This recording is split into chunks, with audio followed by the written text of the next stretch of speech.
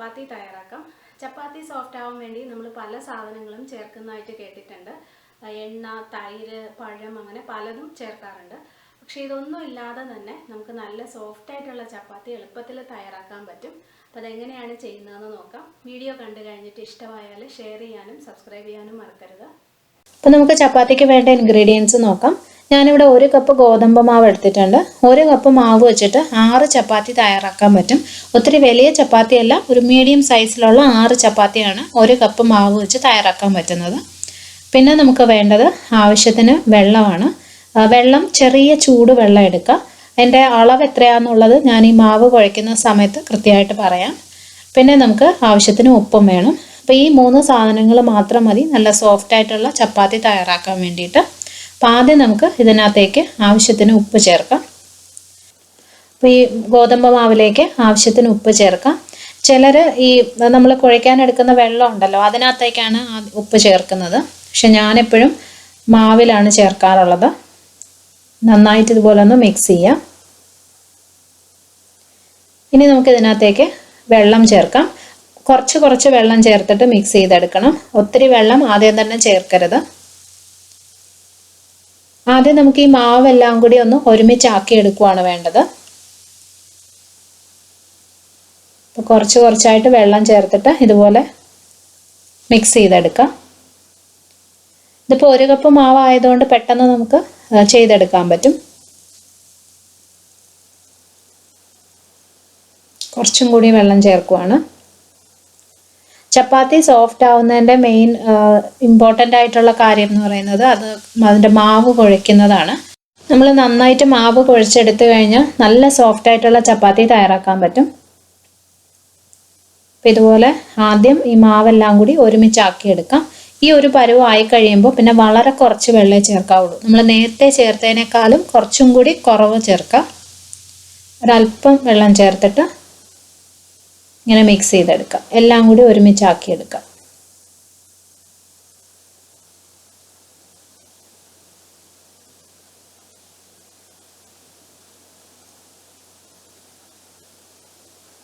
ഇതുപോലെ ചെയ്യണം.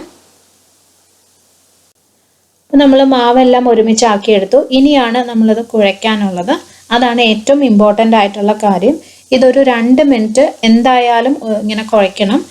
കൂടുതൽ സമയം കുഴച്ച് കഴിഞ്ഞാൽ ചപ്പാത്തി കൂടുതൽ സോഫ്റ്റ് ആവുമെന്നാണ് പറയാറുള്ളത്. പക്ഷെ മിനിമം 2 മിനിറ്റ് എങ്കിലും നമ്മളിതിങ്ങനെ കുഴച്ചുകൊണ്ടിരിക്കുക. നമ്മുടെ കൈയുടെ ഈ പാർട്ട് വെച്ചിട്ട് നന്നായിട്ട് കുഴച്ചെടുക്കാം. ഞാൻ നേരത്തെ പറഞ്ഞ പോലെ ഇതിപ്പോൾ വളരെ കുറച്ച് മാവായതുകൊണ്ട് നമുക്ക് പെട്ടെന്ന് ഇത് ചെയ്യാൻ പറ്റും. പിന്നെ വേറൊരു കാര്യം എന്ന് പറയുന്നത്, ഇപ്പോൾ ഈ മാവ് കണ്ടോ അത്ര സ്മൂത്തായിട്ടല്ലല്ലോ ഇരിക്കുന്നത്. ഇതുപോലെ കുറച്ചിങ്ങനെ പരുവരത്തൊരു സർഫസ് അല്ലേ അതിന്. പക്ഷേ നമ്മൾ നന്നായിട്ടൊരു 2 മിനിറ്റ് നീഡ് ചെയ്ത് കഴിയുമ്പോൾ അല്ലെങ്കിൽ കുഴച്ച് കഴിയുമ്പോൾ ഇത് നല്ല സ്മൂത്തായിട്ടുള്ളൊരു മാവായിട്ട് മാറും. അത് ഞാൻ കാണിക്കാം. നീഡ് ചെയ്ത് കഴിഞ്ഞിട്ട് അതെങ്ങനെയാണ് മാവിരിക്കേണ്ടതെന്ന് ഞാൻ കാണിക്കാം. അതാണ് അതിൻ്റെ കറക്റ്റ് പരുവം. അപ്പോൾ ഇത് ഞാൻ വീണ്ടും കുഴയ്ക്കാൻ പോവാണ്. ഈ ചപ്പാത്തി സോഫ്റ്റ് ആവാൻ വേണ്ടി ചിലതിനകത്തോട്ട് പഴം, പിന്നെ തൈര്, എണ്ണയൊക്കെ ചേർക്കാറുണ്ട്. പക്ഷെ ഇതൊന്നും ഇല്ലാതെ തന്നെ നമുക്ക് ഇതുപോലെ നല്ല സോഫ്റ്റ് ആയിട്ടുള്ള ചപ്പാത്തി തയ്യാറാക്കാൻ പറ്റും. അത് കുഴയ്ക്കുന്നത് മാത്രമാണ് അതിനകത്ത് ചപ്പാത്തി സോഫ്റ്റ് ആവുന്നതിനുള്ള ഇമ്പോർട്ടൻ്റ് ആയിട്ടുള്ള കാര്യം. പിന്നെ അതുപോലെ തന്നെ വെള്ളം എടുക്കുമ്പോൾ ചെറിയ ചൂട് വെള്ളം എടുക്കാനായിട്ട് ശ്രദ്ധിക്കാം. അതും ചപ്പാത്തി സോഫ്റ്റ് ആവാനായിട്ട് സഹായിക്കും.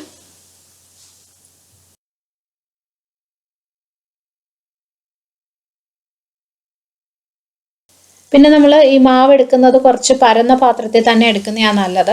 കുഴിവുള്ള പാത്രമാണെന്നുണ്ടെങ്കിൽ നമ്മളിങ്ങനെ കുഴച്ചുകൊണ്ടിരിക്കുമ്പോൾ നമുക്ക് കൈ ഇങ്ങനെ പൊങ്ങിയിരുന്നിട്ട് കൈ വേദനിക്കാൻ തുടങ്ങും.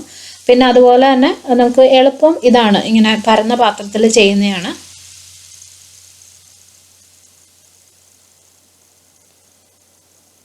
ഞാനിത് നന്നായിട്ട് കുഴച്ചെടുത്തു. ഇപ്പം ഈ മാവ് കണ്ടോ നല്ല സ്മൂത്തായിട്ടുള്ള മാവായില്ലേ. അത് കാണുമ്പോൾ തന്നെ അറിയാം നമുക്ക്. നേരത്തെ പോലെ ആ ഒരു പരുപരുത്ത സർഫസ് അല്ല, നല്ല സ്മൂത്തായിട്ട് വന്നിട്ടുണ്ട്. ഇതാണ് അതിൻ്റെ പരുവം. ഞാനിപ്പോൾ ഒരു ഏകദേശം 2-3 മിനിറ്റ് കണ്ടിന്യൂസ് ആയിട്ടത് കുഴച്ചെടുത്തതാണ്. കൂടുതൽ സമയം കുഴച്ച് കഴിഞ്ഞാൽ കൂടുതൽ നല്ലതാണ്. ചിലർ 5 മിനിറ്റൊക്കെ കണ്ടിന്യൂസ് ആയിട്ട് ഇങ്ങനെ കുഴച്ചെടുക്കാറുണ്ട്. അപ്പോൾ ഇതിനെ നമുക്കൊരു 1/2 മണിക്കൂർ മാറ്റി വെക്കണം. അതിന് ശേഷമാണ് നമ്മൾ ചപ്പാത്തി തയ്യാറാക്കുന്നത്. മാറ്റി വെക്കുമ്പോൾ അടച്ച് തന്നെ വെക്കാൻ ശ്രദ്ധിക്കുക, അല്ലെങ്കിൽ ഈ മാവിൻ്റെ പുറത്ത് ഡ്രൈ ആയിപ്പോവും. പിന്നെ ഞാൻ ഇതിനകത്ത് ചേർത്ത വെള്ളത്തിൻ്റെ അളവെന്ന് പറയുന്നത്, ഞാൻ 1 കപ്പ് വെള്ളം എടുത്തിട്ടുണ്ടായിരുന്നു. അതിനകത്തുനിന്ന് ഏകദേശം ഒരു 1/4 കപ്പ് വെള്ളമേ ഞാൻ ഇതിനകത്തോട്ട് ചേർത്തിട്ടുള്ളൂ. പക്ഷേ വെള്ളത്തിൻ്റെ അളവിൽ നിങ്ങൾ ചെയ്യുമ്പോൾ ചെറിയ വ്യത്യാസം വരാം. കാരണം നമ്മൾ പലരും പല ബ്രാൻഡിലുള്ള ഗോതമ്പ് പൊടി ആയിരിക്കുമല്ലോ ഉപയോഗിക്കുന്നത്. അപ്പോൾ അതിനനുസരിച്ച് ഈ വെള്ളത്തിൻ്റെ അളവിൽ വ്യത്യാസം വരും. എന്നാലും മാക്സിമം ഒരു 1/2 കപ്പൊക്കെ വേണ്ടി വരത്തുള്ളൂ ഇത് കുഴച്ചെടുക്കാൻ വേണ്ടി. ഇത് ഞാൻ അടച്ചു വെച്ചു. ഇനി നമുക്ക് 1/2 മണിക്കൂർ വെയിറ്റ് ചെയ്യാം. അപ്പോൾ ഞാനിത് നേരത്തെ മാറ്റി വെച്ച മാവാണ്. 1/2 മണിക്കൂർ കഴിഞ്ഞു. ഇപ്പോൾ ഈ മാവ് കണ്ടോ, നല്ല സോഫ്റ്റായിട്ട് നല്ല സ്മൂത്തായിട്ടുള്ള മാവാണ്. ഇത് അരയ്ക്കണം അതിൻ്റെ പരുവം. ഇനി ഇത് പരത്തുന്നതിന് മുമ്പ് നമുക്ക് ഒരു തവണയും കൂടി ഒന്ന് നീഡ് ചെയ്തെടുക്കാം. ഇത് പക്ഷേ ഇപ്പോൾ അധിക സമയം കുഴക്കേണ്ട ആവശ്യമില്ല. ഒരു 30 സെക്കൻഡ് ജസ്റ്റ് ഒന്ന് നീഡ് ചെയ്തെടുത്താൽ മതി. അപ്പോൾ ഇത് മതിയാവും. ഇതിനെ നമുക്ക് പരത്തിയെടുക്കാം. ഇനി ചപ്പാത്തി പരത്തുന്നതിന് വേണ്ടിയിട്ട് നമുക്ക് കുറച്ച് ഗോതമ്പ് മാവ് വേണം. അപ്പോൾ ഞാൻ ഈ പാത്രത്തിൽ കുറച്ച് മാവ് എടുക്കുവാണ്. അപ്പോൾ ഇത് മാറ്റി വെച്ചിട്ട് നമുക്ക് ഈ മാവ് ഇനി 6 ആയിട്ട് ഡിവൈഡ് ചെയ്തെടുക്കാം. പിന്നെ ഞാൻ ഈ തയ്യാറാക്കുന്നത് ഒരു മീഡിയം സൈസിലുള്ള ചപ്പാത്തിയാണ്, വലിയ ചപ്പാത്തിയല്ല. അപ്പോൾ ഒരു 6 ചപ്പാത്തി നമുക്ക് ഈ 1 കപ്പ് ഗോതമ്പ് മാവ് വെച്ച് തയ്യാറാക്കാൻ പറ്റും. ഞാനിത് 6 ആയിട്ട് ഡിവൈഡ് ചെയ്യുവാണ്. ഇനി നമുക്ക് വേറൊരു പാത്രത്തിലോട്ട് മാറ്റാം. ഇനി ഒരു ചപ്പാത്തി ബോൾ എടുക്കാം. അതിനുശേഷം അതിങ്ങനെ കയ്യിൽ വെച്ച് നല്ലതായിട്ട് ഉരുട്ടിയെടുക്കുക. എന്നിട്ട് ഇങ്ങനെ പ്രസ് ചെയ്യുക. അപ്പോൾ നമുക്ക് ഒരുവിധം ഒരു റൗണ്ട് ആയിട്ട് കിട്ടും. നമുക്ക് പരത്തിയെടുക്കുമ്പോൾ ആ ഒരു ഷേപ്പ് കിട്ടാൻ വേണ്ടിയിട്ടാണ് അങ്ങനെ ചെയ്യുന്നത്. അതിനുശേഷം ചപ്പാത്തിക്കോല് വെച്ചിട്ട് പരത്തിയെടുക്കുക.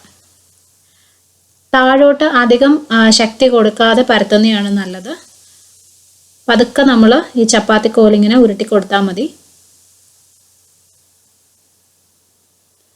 അതിൻ്റെ എല്ലാ സൈഡിലും, ചപ്പാത്തിയുടെ എല്ലാ സൈഡിലും ഒരേ തിക്നെസ് വരുന്നതാണ് നല്ലത്. എന്നാൽ അങ്ങനെ വരുമ്പോൾ നല്ലതായിട്ട് പൊങ്ങി വരും. ഇതുപോലെ പരത്തിയെടുക്കാം.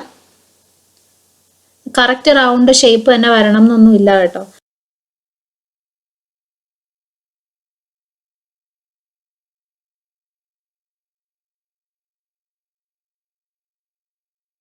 ഇപ്പോൾ ഞാൻ ഈ ചപ്പാത്തി പരത്തിയെടുത്തു. ഇത് കണ്ടോ, ഈ ഒരു തിക്നെസ്സിലാണ് പരത്തിയെടുത്തിരിക്കുന്നത്. ഇത് നമുക്ക് ഒരു പ്ലേറ്റിലോട്ട് വെക്കാം. ഞാൻ ഒരു ചപ്പാത്തിയും കൂടി പരത്തി കാണിക്കാം. ആദ്യം നന്നായിട്ട് ഉരുട്ടിയെടുക്കുക. അതിനുശേഷം കയ്യിൽ വെച്ചൊന്നിങ്ങനെ പ്രസ് ചെയ്യുക. ഇത് നമ്മൾ ആ ഷേപ്പ് കിട്ടാൻ വേണ്ടിയിട്ടാണ് അങ്ങനെ ചെയ്യുന്നത്.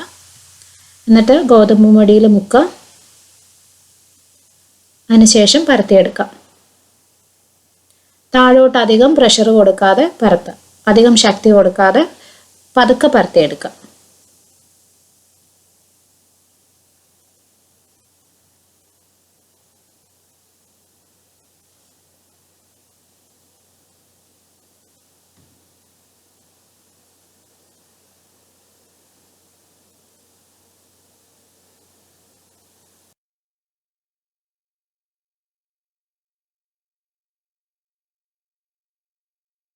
ഇപ്പോൾ ഞാൻ ഇതും പരത്തിയെടുത്തു.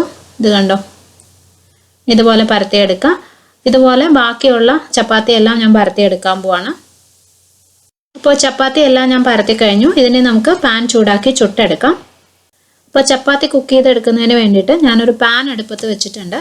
ഞാൻ സാധാരണ ചെയ്യുന്നത് എങ്ങനെയാണെന്ന് വെച്ചാൽ, ആദ്യം ഈ പാൻ ഹൈ ഫ്ലെയിമിലിട്ടിട്ട് നന്നായിട്ടൊന്ന് ചൂടാക്കിയെടുക്കും. അതിനുശേഷം മീഡിയം ഫ്ലെയിമിലാക്കി വെക്കുക. അതായത് പാൻ നന്നായി ചൂടായി കഴിയുമ്പോൾ ഫ്ലെയിം കുറച്ച് മീഡിയത്തിൽ വെക്കുക. ആ മീഡിയം ഫ്ലെയിമിൽ ഒരു 5 മിനിറ്റ് ഇരുന്ന് കഴിയുമ്പോൾ പാനിന് കറക്റ്റ് ചൂടായിരിക്കും. ചപ്പാത്തി ഇടേണ്ട ആ കറക്റ്റ് ചൂടായിരിക്കും. നമ്മൾ ഒത്തിരി ഹൈ ഫ്ലെയിമിൽ ചപ്പാത്തി ഇട്ട് കഴിഞ്ഞാൽ അത് പെട്ടെന്ന് കരിഞ്ഞു പോകും. അതുപോലെ തന്നെ തീ കുറഞ്ഞു പോകുമ്പോൾ നമ്മൾ ഈ കുറേ നേരം ചപ്പാത്തി തിരിച്ചു മറിച്ചൊക്കെ ഇട്ട് കുക്ക് ചെയ്ത് കഴിയുമ്പോൾ അത് കട്ടിയായി പോകുന്നതായിട്ട് എനിക്ക് തോന്നിയിട്ടുണ്ട്. അപ്പോൾ അതുകൊണ്ട് എപ്പോഴും ഫ്ലെയിം ഇങ്ങനെ കറക്റ്റായിട്ട് വെക്കാൻ നോക്കുക. പാൻ കറക്റ്റ് ചൂടായി. ഇനി ഞാൻ ചപ്പാത്തി ഇട്ടു. ചപ്പാത്തി എപ്പോഴും നമ്മളിങ്ങനെ ഇടയ്ക്കിടയ്ക്ക് തിരിച്ചും മറിച്ചും ഇട്ട് കുക്ക് ചെയ്തെടുക്കണം. അങ്ങനെ ചെയ്യുന്നതാണ് നല്ലത്. അപ്പോൾ ആദ്യം ഇട്ട ഉടനെ തന്നെ തിരിച്ചിടരുത്. അതിനകത്ത് ചെറുതായിട്ട് ഇങ്ങനെ ബബിൾസ് വരാൻ തുടങ്ങും. ആ സമയമാകുമ്പോൾ നമുക്ക് തിരിച്ചിടാം. ഇത് കണ്ടോ, ചെറുതായിട്ട് ഇങ്ങനെ പൊങ്ങി വരാൻ തുടങ്ങിയിട്ടുണ്ട്. അപ്പോൾ ഇത് ഞാൻ തിരിച്ചിടുവാണ്. തിരിച്ചിട്ട് കഴിഞ്ഞിട്ടും കുറച്ച് നേരം വെയിറ്റ് ചെയ്യുക. ഒന്നും കൂടി ഇങ്ങനെ പൊങ്ങി വരാൻ തുടങ്ങുന്ന സമയത്ത് വീണ്ടും നമുക്ക് തിരിച്ചിട്ട് കൊടുക്കാം. ആ രണ്ടാമത്തെ സൈഡും ഒന്ന് വെന്ത് കിട്ടുന്ന വരെ വെയിറ്റ് ചെയ്യുക. ഇനി ഞാൻ വീണ്ടും ഇത് തിരിച്ചിടാൻ പോവാണ്. നമ്മൾ ചപ്പാത്തിയിൽ ഇങ്ങനെ അധികം പ്രസ് ചെയ്യരുത്. ഇതിൻ്റെ സൈഡിൽ അറ്റത്ത് മാത്രമേ ചെയ്യാവുള്ളൂ. നടുക്കൊന്നും ഈ സ്പൂൺ വെച്ചിട്ട് ഇങ്ങനെ പ്രസ് ചെയ്യരുത്. സൈഡിൽ നമ്മളിങ്ങനെ പ്രസ് ചെയ്യുമ്പോൾ ഇതുപോലെ ഇത് പൊങ്ങി വരും. ഇത് കണ്ടോ, അത് തന്നെ പൊങ്ങി വന്നോളും. ഇപ്പം ചപ്പാത്തി നല്ലോണം പൊങ്ങി വന്നിട്ടുണ്ട്. ഞാൻ നേരത്തെ പറഞ്ഞില്ലേ പരത്തിയപ്പോൾ അധികം നമ്മൾ താഴോട്ട് ഇങ്ങനെ പ്രസ് ചെയ്യാതെ പരത്തുമ്പോൾ ഇതുപോലെ 2 ലെയറായിട്ട് പൊങ്ങി വരാനും എളുപ്പമാണ്. നമ്മുടെ ചപ്പാത്തി റെഡി ആയിട്ടുണ്ട്. ഇനി നമുക്ക് അടുപ്പത്തുനിന്ന് മാറ്റാം. വേറൊരു പാത്രത്തിലോട്ട് മാറ്റിയിട്ട് നമുക്ക് അടുത്ത ചപ്പാത്തി റെഡിയാക്കി എടുക്കാം. ഞാൻ അടുത്ത ചപ്പാത്തി ഇട്ടു. ഇതും നേരത്തെ ചെയ്ത പോലെ തന്നെ ചെറിയ ബബിൾസ് വരുമ്പോൾ അല്ലെങ്കിൽ ചെറുതായിട്ട് ഇങ്ങനെ കുമിള വന്നു തുടങ്ങുമ്പോൾ തിരിച്ചിട്ട് കൊടുക്കാം. ഇതിനകത്ത് ഇങ്ങനെ ചെറിയ ബബിൾസ് വന്നു. ഞാൻ തിരിച്ചിടുവാണ്. ഇനി തിരിച്ചിട്ട് നമ്മൾ ഇട്ട സൈഡും ചെറുതായിട്ടൊന്ന് വേവുന്നവരെ വെയിറ്റ് ചെയ്യുക. അതിനുശേഷം വീണ്ടും തിരിച്ചിട്ട് കൊടുക്കണം. ഞാനിത് വീണ്ടും തിരിച്ചിടാൻ പോവാണ്. നമ്മൾ രണ്ടാമത് തിരിച്ചിട്ട് കഴിഞ്ഞിട്ട് ഈ സൈഡിൽ ചെറുതായിട്ട് ഇങ്ങനെ പ്രസ് ചെയ്ത് കൊടുത്താൽ മതി. അതിങ്ങനെ പൊങ്ങി വരാൻ തുടങ്ങും.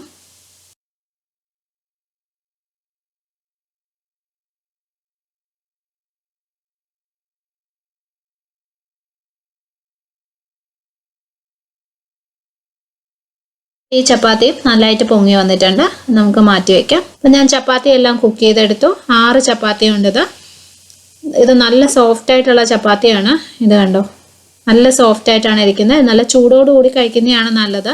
പിന്നെ ഈ ചപ്പാത്തി ഇങ്ങനെ ഒറ്റ ബബിളായിട്ട് പൊങ്ങി വന്നാൽ മാത്രമേ അത് സോഫ്റ്റ് ആയിട്ട് വരത്തുള്ളൂ എന്നൊന്നും ഇല്ല കേട്ടോ. ചിലപ്പോൾ നമ്മൾ പരത്തുന്ന എല്ലാ ചപ്പാത്തിയും അങ്ങനെ പൊങ്ങി വരണമെന്നില്ല. ഇടയ്ക്കിടയ്ക്ക് ഇങ്ങനെ ബബിൾസ് വരത്തേ ഉള്ളൂ. എന്നാലും ചപ്പാത്തി സോഫ്റ്റ് തന്നെയായിരിക്കും. അത് കട്ടിയായി പോകത്തൊന്നുമില്ല.